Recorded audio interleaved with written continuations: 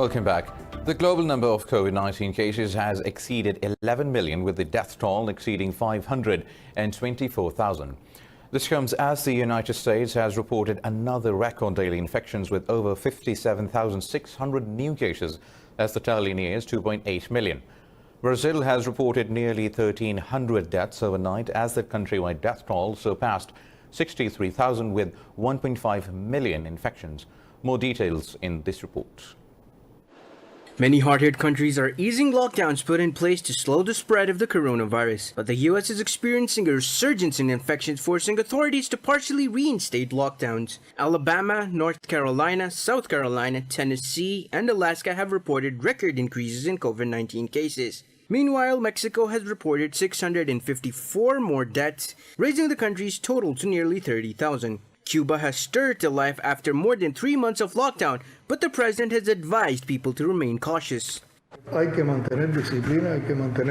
Discipline is needed. We must keep it under control. The easing must be rigorous and gradual to avoid complications. We have the capacity to detect an outbreak in time and to be able to work intensely on it before it becomes complicated and a major event. South Africa has reported its biggest increase in coronavirus infections in a day with 9,063 new cases, bringing the total to over 117,000. In the UK, pubs, restaurants, hairdressers, and cinemas are opening their doors for the first time in 3 months after a major relaxation of restrictions. The World Health Organization has urged countries hit by serious outbreaks to wake up to the realities on the ground and to take control of the pandemic. The UN body said it will soon get results from clinical trials of potential drugs that might be effective in treating COVID-19 patients. The group reviewed data from the Solidarity trial and agreed on the need for more trials to test different classes of therapeutics at different stages of the disease. Nearly 5,500 patients in 39 countries have so far been recruited into the Solidarity trial. We expect interim results within the next 2 weeks. While South Korea has reported 63 new coronavirus cases, continuing a weeks-long resurgence as new clusters pop up in various parts of the country. Meanwhile, India has recorded its biggest single-day surge in COVID-19 cases as over 22,700 people have tested positive for the virus in the past 24 hours. India's tally of infections has now crossed 648,000, making it the fourth worst hit country after the US, Brazil and Russia. India's health ministry said 442 people died overnight from coronavirus, raising the toll to 18,655. The ministry said 394,000 patients have recovered from the disease so far. It said the state of Maharashtra continues to be the worst affected state with over 192,000 coronavirus cases. In Pakistan, nearly 11,500 people have recovered from the new coronavirus in the past day, raising the tally to over 125,000. The health ministry said nearly 3,400 positive cases were reported overnight, bringing the total to over 225,000. The ministry said the countrywide death toll has surpassed 4,600, with 68 more fatalities in the past 24 hours. The ministry said more than 95,000 cases are active in the country. It said the province of Punjab reported the most new infections with more than 1,800 cases. The Sindh province reported nearly 1,500 infections, while the capital city of Islamabad registered 97 new cases. Indian troops have martyred one more youth in occupied Kashmir. The occupation forces martyred civilians during a cordon and search operation in Arre area of the Kulgam district. Police said the operation is still underway in the area. The Indian forces killed 61 Kashmiri civilians in the month of June alone. Indian atrocities in the occupied territories have sharply increased despite the COVID-19 outbreak. The occupied valley has been under New Delhi's crushing curfew and communications blackout for the past 334 days. The U.S. envoy Zalmay Khalilzad says he expects that the Taliban and the Kabul administration will overcome final hurdles on the path to intra-Afghan negotiations. In a series of tweets, Khalilzad said the Taliban recognize all Afghans will have to make compromises to draw investments in Afghanistan's future. Khalilzad said there is a possibility of co-investing in the Afghan projects to consolidate peace and unlock regional prosperity. He said the potential to amplify investment impacts in Afghanistan with like-minded partners is real. The envoy said the US and Taliban agree that developing plans in support of peace can never start too early. Khalilzad has completed his tour of the region where he met top officials of Qatar, Pakistan and 5 Central Asian countries.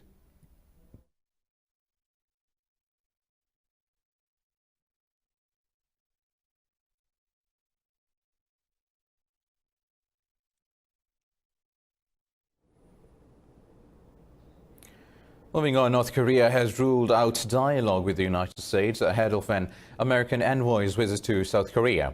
Pyongyang's Vice Foreign Minister Choi Son-hui accused Washington of using the talks as a political tool, saying North Korea will not change its policy. In a statement, Choi said the negotiations will not work out between Washington and Pyongyang. Meanwhile, U.S. Deputy Secretary of State Stephen Biegun is set to visit South Korea next week to discuss stalled talks with North Korea. Earlier, South Korea urged U.S. President Donald Trump and North Korea's Supreme Leader Kim Jong-un to meet before the U.S. elections in November. Before the recent escalations in the Korean Peninsula, Trump and Kim held 3 inconclusive summits between 2018 and 19. The Hong Kong government says the U.S. Congress Autonomy Act is a blatant breach of mutual respect between both nations. In a statement, the government said the U.S. legislature should immediately stop interfering in Hong Kong's affairs. The statement rejected the sanctions imposed under the act, saying the measure will only harm the bilateral relations with Washington. The semi-autonomous territory warned that Beijing's central government has reserved the right to adopt countermeasures. Hong Kong urged Washington to refrain from potentially affecting the financial operations and the vast number of customers they serve. On Tuesday, Beijing approved Hong Kong's national security legislation that prohibit acts of secession, subversion, terrorism and collusion.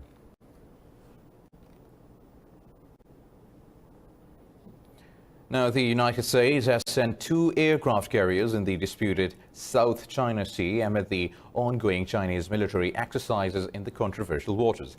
In a statement, the U.S. Navy said USS Nimitz and USS Ronald Reagan were carrying out operations to support a free and open Indo-Pacific. This comes after Beijing announced 5 days of drills last week, starting from July 1st near the Paracel Island, which are claimed by both Vietnam and China. Yesterday, Beijing and Washington accused each other of stoking tensions in the strategic waterway amid strained bilateral relations. Meanwhile, U.S. Secretary of State Mike Pompeo voiced support for the Philippines and Vietnam over highly provocative drills. Pompeo said Washington opposed Beijing's unlawful claims on the oil and gas-rich waters. Beijing claims 90% of the energy-rich waters, but Brunei, Malaysia, the Philippines, Taiwan and Vietnam also lay partial claims.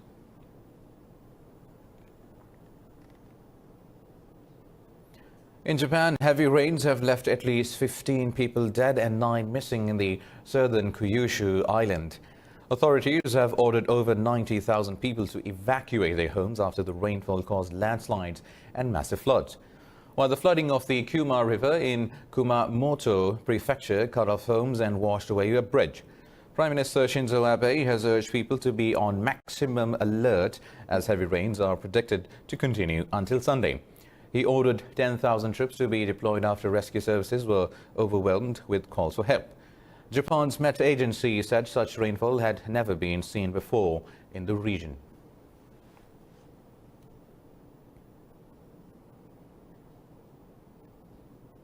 Moving on, Nigeria says it has killed scores of Boko Haram militants in multiple airstrikes in the Sambisa forest in northeastern state of Borno. In a statement, the military said the troops also destroyed the militants' meeting venue at Meniakare on the fringes of Sambisa forest. The statement said the operation was executed following a series of intelligence. It said the latest mission is the continuation of the air interdiction missions being conducted to unhinge the leadership of the terror group. The Sambisa forest is the largest training camp of the Boko Haram group in Nigeria. Since 2009, Boko Haram has been attacking northeastern Nigeria, extending its attacks to countries in the Lake Chad basin.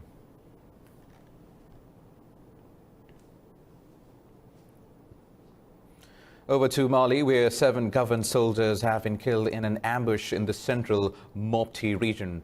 In a statement, the Defense Ministry spokesman said the attack on an army patrol took place on the outskirts of Guari village. The official said that another 2 soldiers were wounded and 3 missing. On Wednesday, suspected militants had raided the villages of Guari, Jindo and Fangaduogo. The UN envoy in Mali, Mohamed Saleh Anadif, condemned the attacks. He said the attacks were aggravating the security and the humanitarian crisis.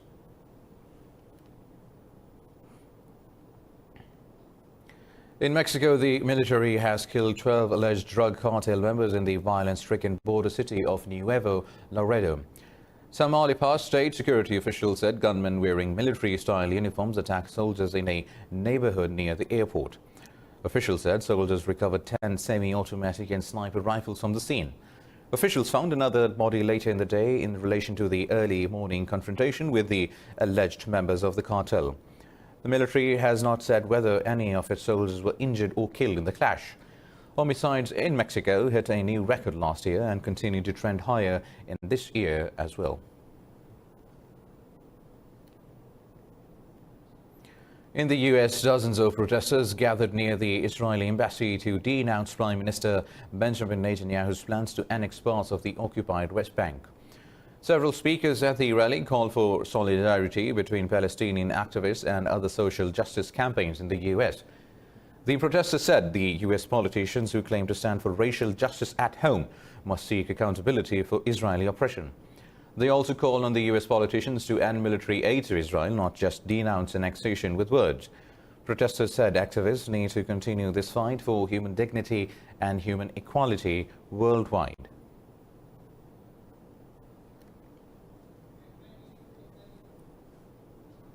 More news to come after a short break.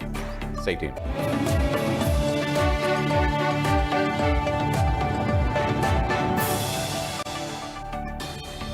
Iran says it will retaliate against any country that conducts cyber attacks on its nuclear sites.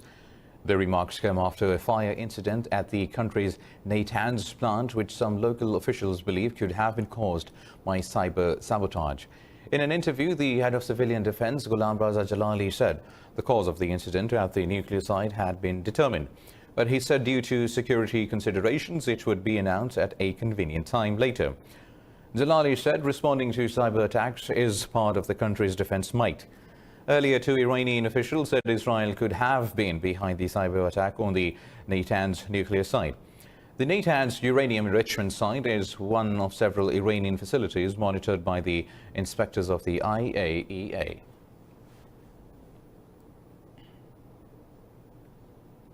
Pakistan has announced to reopen 4 border points with Iran from Sunday. The Interior Ministry said crossings at Gabd, Mand, Katagar and Chekdi borders points will be opened. The ministry said the border points will remain open 7 days a week in the light of decision taken by the National Command and Operations Center. The border points will be opened only for trade as per the mutually agreed understanding between both countries.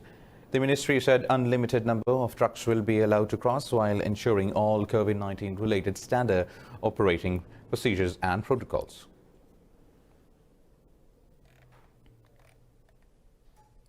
Turkey says it has killed 3 militants of the Kurdistan Workers' Party during Operation Claw Tiger in northern Iraq. The National Defense Ministry said weapons, explosives and ammunition were seized in the operation by Turkish security forces. The ministry said Turkey will continue to destroy weapons caches and shelters used by the terrorists. It said over 400 Kurdish militants have been killed in northern Iraq over the past 5 months. State media said PKK militants often use northern Iraq to plan cross-border terrorist attacks in Turkey. Turkey holds the PKK responsible for the deaths of some 40,000 people in a 30-year terror campaign. Turkish Defense Minister Hulusi Akar has visited Libya to boost cooperation between the 2 countries.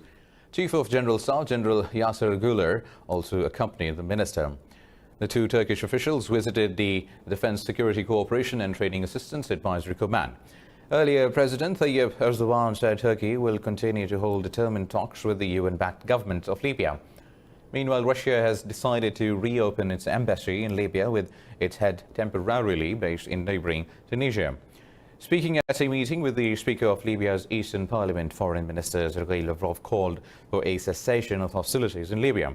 He said Moscow's embassy in Libya will be headed by Charge d'Affaires Jamshed Boltaev.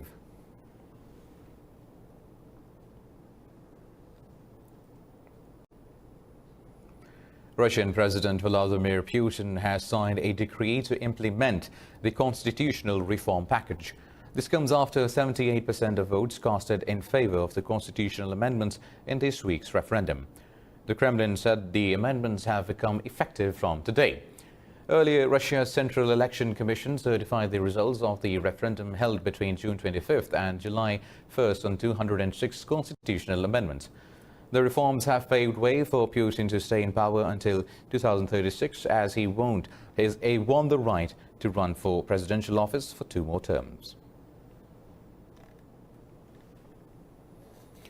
In the United States, an 8-year-old minor has been killed while 3 others were wounded in a shooting at an Alabama shopping mall.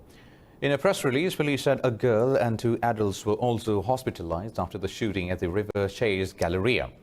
They said an investigation is underway to identify probable suspects and find the motive for the shooting. Police asked anyone who witnessed the shooting to call authorities to assist the inquiry. U.S. President Donald Trump has lashed out at the recent racial equality demonstrations at the July 4th rally at Mount Rushmore in South Dakota. President Trump said the angry mobs were running a merciless campaign to wipe out American history.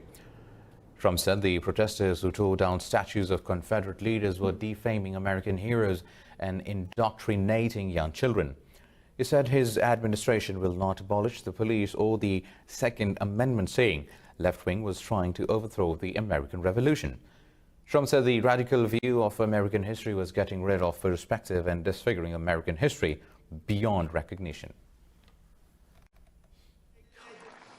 This left-wing cultural revolution is designed to overthrow the American Revolution.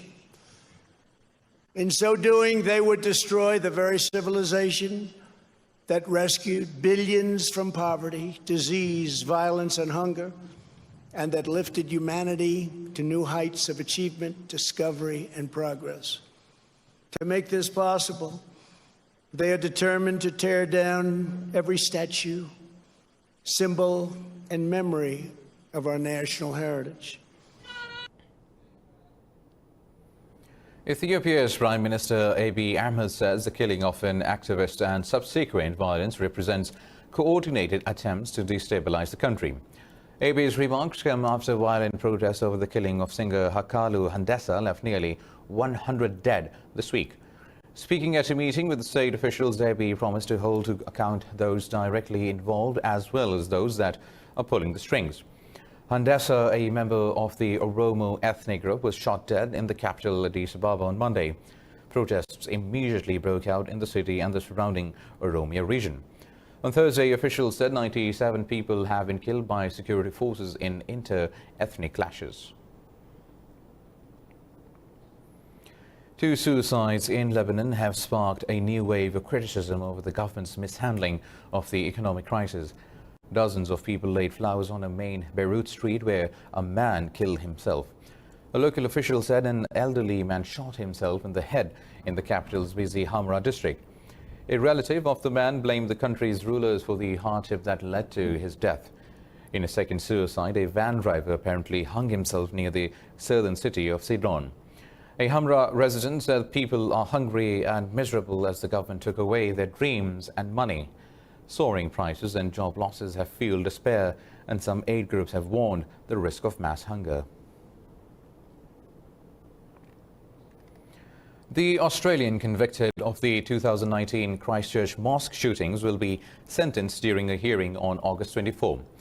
Brenton Tarrant pleaded guilty to 51 charges of murder, 40 charges of attempted murder and 1 charge of committing a terrorist act.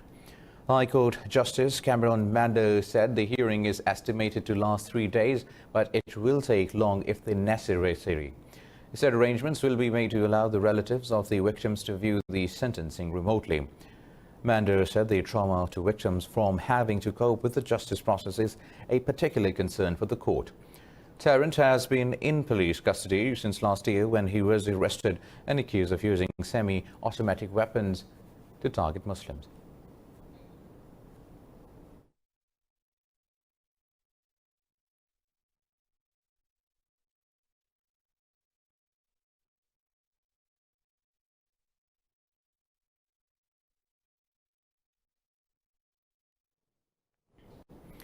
Now, in France, a court has launched an inquiry into the government's handling of the coronavirus response. This comes only hours after Prime Minister Edouard Philippe resigned amid a cabinet reshuffle. The government has faced criticism over shortages of medical equipment during the pandemic. The investigation also focuses on former Health Minister Agnes Buzyn. Senior prosecutor Francois Smolin said the inquiry will be led by the Law Court of the Republic, which deals with the claims of ministerial misconduct. France has reported nearly 30,000 deaths from COVID-19 and over 202,000 confirmed cases.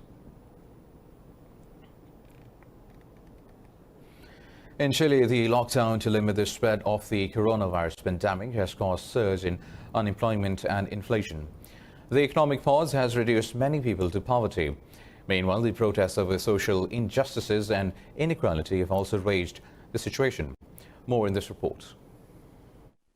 The coronavirus outbreak has deepened a growing economic crisis in Chile. At the foot of the Andes Mountains lies Camp Dignity. It is a land government has provided to those people who are living just above the line of poverty. People are forced to reside in these camps because they cannot afford to pay rent elsewhere. The residents of these camps are infuriated as they do not have facilities in these camps.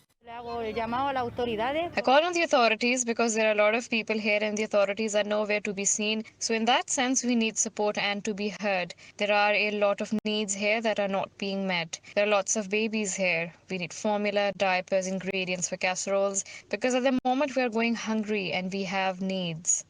The capital city, Santiago, is the inhabitant of some 6 million people. They largely depend on the informal economy. The unemployment rate hit 11.2% between March and May. The skyrocketing unemployment has worsened the conditions of the locals. The economic and employment recovery will be slow. Chile is based on a service economy. These services have been largely suspended, and therefore there is a substantial loss of the total number of jobs in the economy, and therefore the source of income for a large number of people, which we cannot yet quantify, but which we estimate will be of a great magnitude. According to the National Statistics of Chile, people working in the commerce, accommodation, food services, and construction sectors are the worst affected. The pandemic has claimed more than 6,000 lives in the country, with more than 288,000 infection cases so far.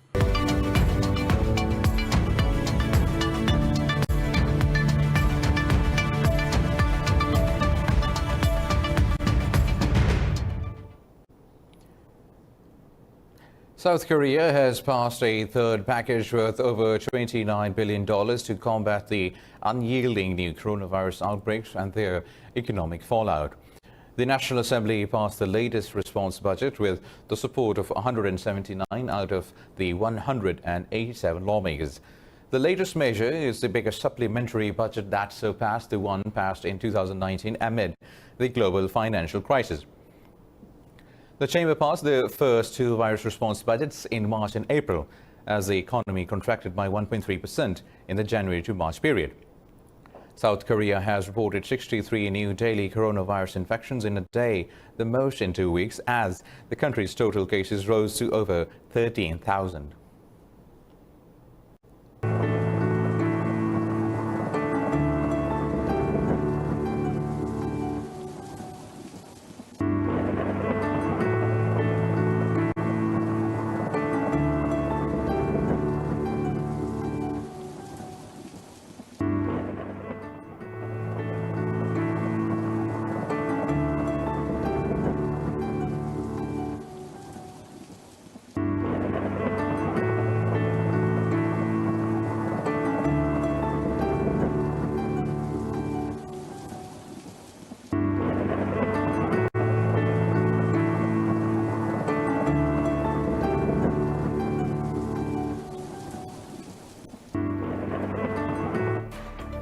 Well, that's all for now. For the latest updates, you can follow us on social media at Indus.News. Take care.